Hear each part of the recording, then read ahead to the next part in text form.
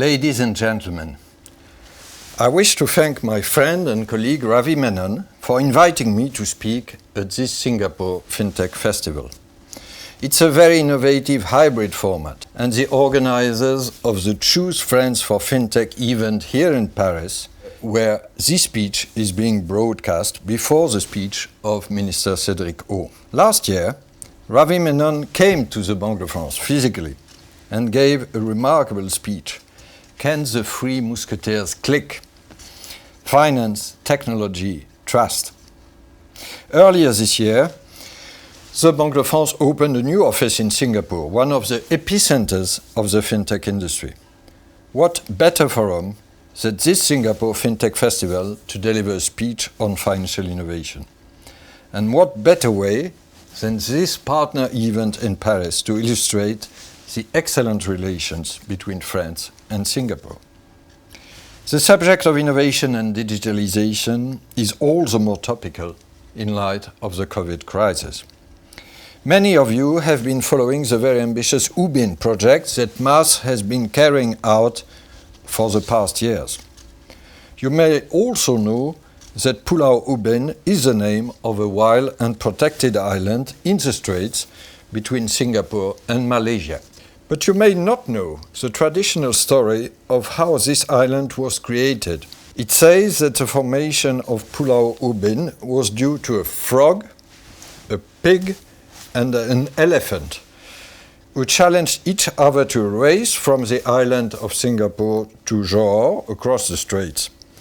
Anyone who failed to cross would be turned into a rock. All three of them failed. But together they formed a new ecosystem where life and nature would thrive. Let me now elaborate a bit on each of these three animals. They illustrate three key elements of digital regulation that are crucial to promoting a better ecosystem at the international level. I will start with the pig. It is a symbol of good luck and prosperity, a shield against bad fortune. And this leads us to cybersecurity. Cybersecurity is a sine qua non for a reliable and sustainable digital future. The cyber threat is global, so the cyber shield should be global too. Cooperation between authorities and jurisdiction is therefore essential. In November 2019, the Banque de France and MAS signed a memorandum of understanding on cybersecurity.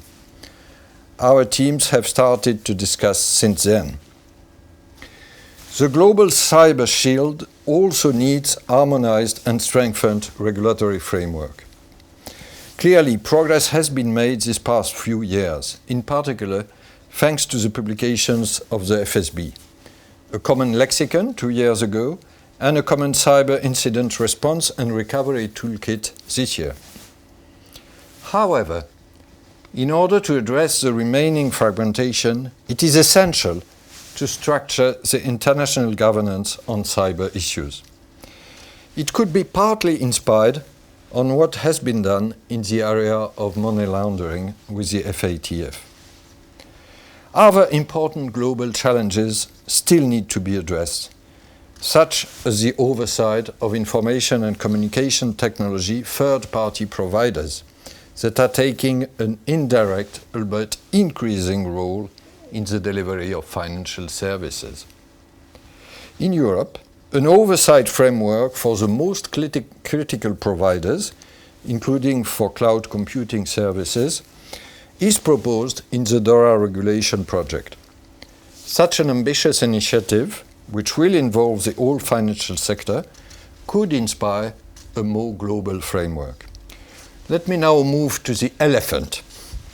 It has another useful talent, memory. This brings us to the issue of data protection.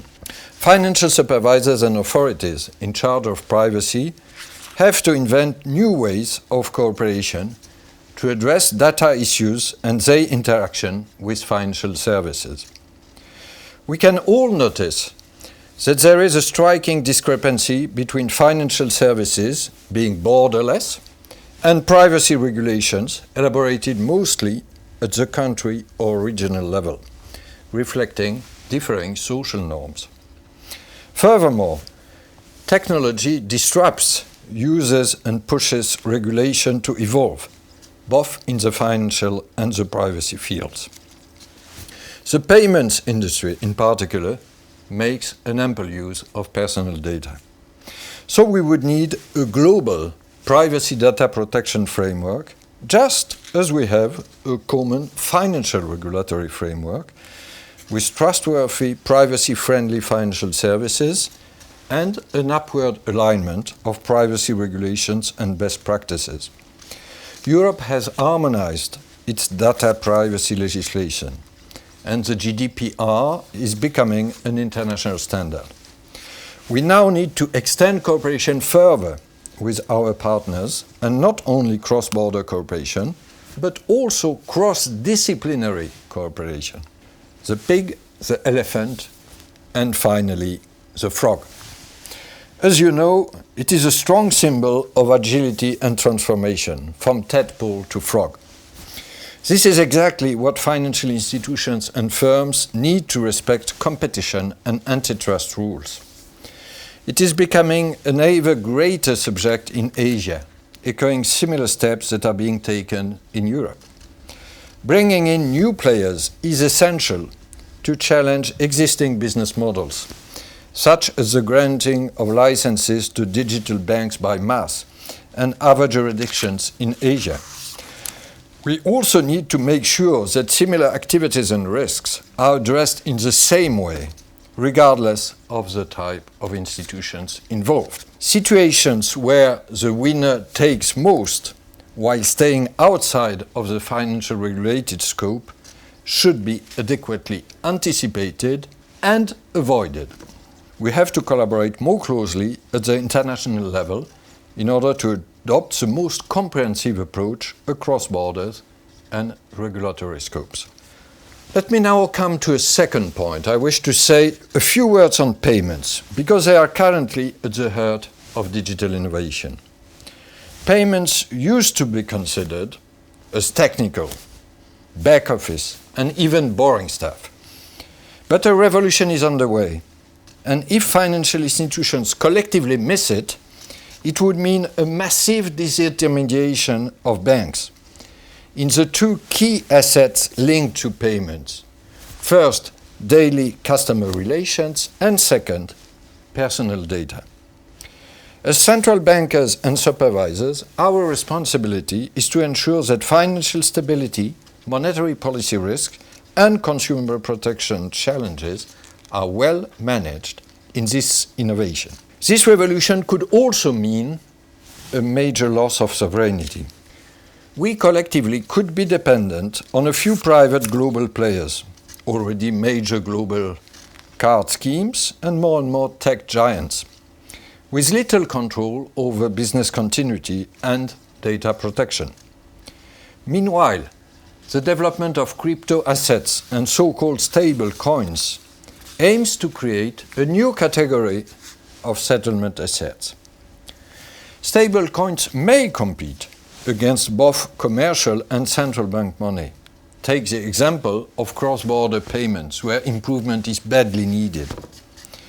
Even though stable coins do not offer the same guarantees in terms of credit risk, liquidity, service continuity, and neutrality. This sense of urgency should prompt us all to collective action now. FSB and G20 actions are key in this field. In the last few months, Europe, for example, has made decisive progress in designing a holistic payment strategy, thanks to the commitment of the Commission and of our Eurosystem. This strategy includes three key elements. First, a European regulation of stablecoins, as drafted by the European Commission. FSB, G20, G7 published reports and statements, and our draft regulation is consistent with them.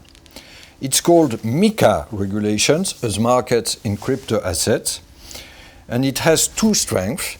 it rightly speaks of crypto assets and not cryptocurrencies, which is a misleading expression. And in substance, the draft requires a strict supervision to ensure consumer protection and financial stability.